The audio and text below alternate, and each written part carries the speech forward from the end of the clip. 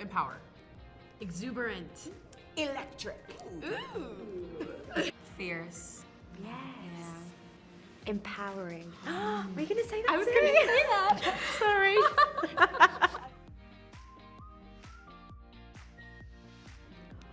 Do you like having fun? Do you Yeah. like great music? Do you like strong women? It's Yeah. just, the show, there's something for everybody. It is not your mother's musical. So even if you're not, I always tell people, even if you're not really into musical theater, this is a really, really great like gateway musical to come see because it's quick paced, it's funny, the music's incredible, there are really cool costumes, like there's just so much to love about it. I think that everyone should come see the show no matter what race, size, gender, because you will see a part of yourself on that stage. I think you will take away, like, my story matters and I can tell my story however I want to tell my story. It doesn't matter how society wants me to conform into this, put me in this box, like it doesn't matter. It's my story and I'm the main character.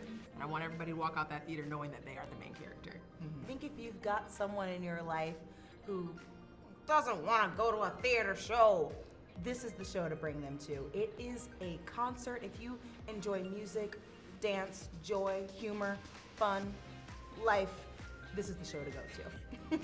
If you enjoy those things. If you enjoy Don't, those things, not yeah. the show for you. Wow, these women were actually incredible, you know, and I think we just know them as literally that divorced beheaded island, you know, that's how we know them. And there's so much more to them, and especially the way that they're portrayed in this show is incredible. Yeah, I did not know that Catherine of Aragon came from a line of Spanish warriors, queens. And like, she's a warrior and it makes sense with the costume because she's given full-bodied armor. And I didn't know that, and it's so empowering. As soon as I put on the costume, I'm like, yeah, I am a warrior, correct. Yeah, I have to say Catherine Parr is one of the queens that I didn't know much about. And then I found out through the rehearsal process when I was doing research that she was the first English queen to publish under her own name. She was a writer, so pretty awesome, yeah. I think Anna of Cleves, I mean, I'm a big fan of hers, but no, Anna of Cleves lived longer than any of the queens. She outlived Henry, outlived y'all. Okay.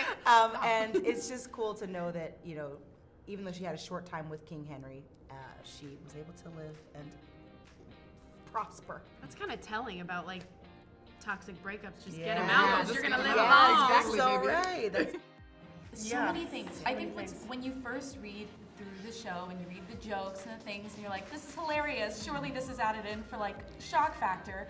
But what was crazy for all of us in our sessions when we started with the show was to learn that like it is pretty 100% historically accurate. Just all of the things these women went through, all of the things they did outside of their marriage to Henry. It was just fascinating to get to know them.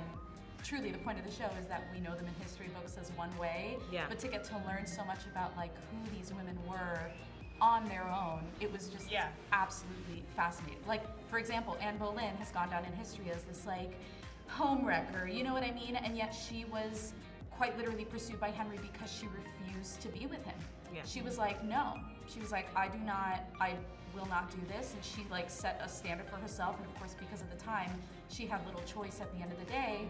But it's funny who she was and how she, you know, dealt with the situation. And the amount was of totally time that different. these queens went through these struggles, like that was 7 years of back and forth between like Anne Boleyn and Catherine of Aragon and Henry. So like the amount of time that these women like went through so many of these struggles and try, like it's amazing to think. Their age as well. Like, Yeah. one thing that I appreciate about giving these women a voice now is like, for example, Catherine Howard went through everything that we share in our show prior to being 20 years old. Yeah. And was beheaded before she ever hit her 20s. Yeah.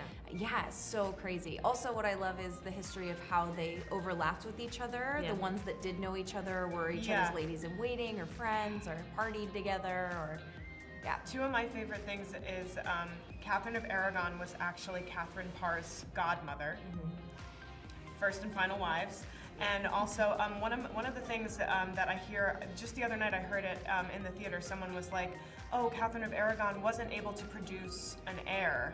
And that is such, that is so wrong. Catherine of Aragon had 5 children. Yeah. They didn't all live. Right. And they were all girls. But she is the mother of Mary, Bloody Mary, as we know her. And so the phrase Catherine of Aragon was unable to produce an heir is so frustratingly incorrect. Yeah. She did. She had 5 children. It was just the time, and they didn't want girls. Yeah. Infuriating. Yeah. Yeah.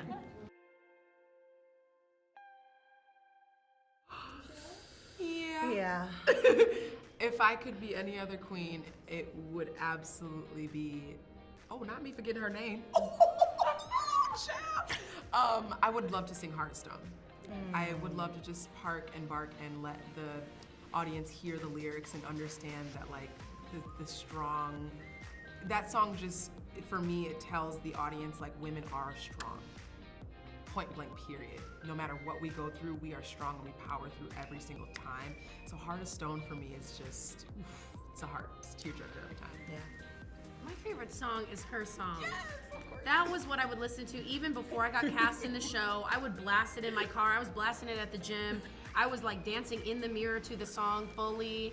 I love that song. It's flexing. Like it's the energy that we often see from men on stage. Like for like a lot of rappers, like there's a flexing energy, but not that many women get to flex on stage. It's coming up, and it's just totally a song of Anna of Cleves flexing how cool she is, and I love it. I would sing your song. Oh, of I course. love Catherine Parr sings I Don't Need Your Love. The vocal freedom to just be a vocalist and like sing it, and then to wrap up the story and really bring it home, it would be yours. I mean, it's a tough job. Like, And she both does of it y'all, so yeah. well. I mean, Yeah. jeez. It's great. Was in the original Broadway cast, so I was an alternate at that point.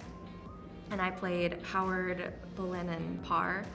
And something really resonated with me with Parr's song. Just vocally singing it just felt amazing, but also just the story too of what she's singing about. It was very empowering. Yeah, I also love Parr's song. I think if I could play any other queen, I think it's just I'm a big fan of All You Wanna Do. I think I love that song too because for so much of the show, it's so funny, it's so cheeky, it's serious subject matter, but our tone is light. And then there's a switch and there's a shift in the show with that song, and you handle it so beautifully, and I love watching the audience have to transition with us on that song, and it takes a turn, a little darker tone, and yeah, I like that. I like that moment in the theater when we're all present together and shifting together.